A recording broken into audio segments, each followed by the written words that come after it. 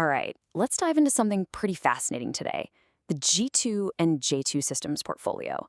Now, this isn't just some random list of cool ideas. We're talking about a really strategic collection of intellectual property, all designed to improve the systems that, well, kind of run our world. Let's peel back the layers and see what's inside. So, right off the bat, the mission statement here tells you everything you need to know. This isn't about inventing stuff for the sake of it. The whole point is to make these very targeted, really smart improvements, what they call key betterment points, to the complex systems we already count on. And you gotta understand, this isn't a casual brainstorm session. What we're looking at is a formally structured, carefully curated collection. Every single item in this G2 and J2 portfolio is considered a piece of high-value IP, and it's all then put together for a reason. So what is that reason? What's the philosophy that ties all these seemingly different assets together? Well, that brings us right to the portfolio's guiding principle. Okay, the whole strategy really pivots on this one core concept: key betterment points. So think of it this way. Instead of trying to completely reinvent the wheel, the idea is to find the most critical weak spots or pressure points inside a system. The places where one single smart innovation can cause a whole cascade of good things to happen. So when you boil it all down, the goal is just simple. It's all about enhancement and efficiency. It's a really pragmatic approach that looks at the frameworks we already have, whether it's in our data centers, our voting processes, or our traffic systems, and just asks, how can we make this run better, safer, and more effectively? Okay, so we've covered the why. Now for the fun part, the what. What's actually in this portfolio? Let's take a look at the 13 core assets that make up its foundation. That's right, the entire thing is built around these 13 distinct technical assets.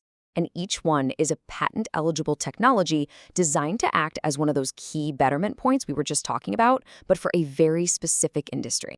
And here they are. Just take a second and scan this list. The range is absolutely incredible.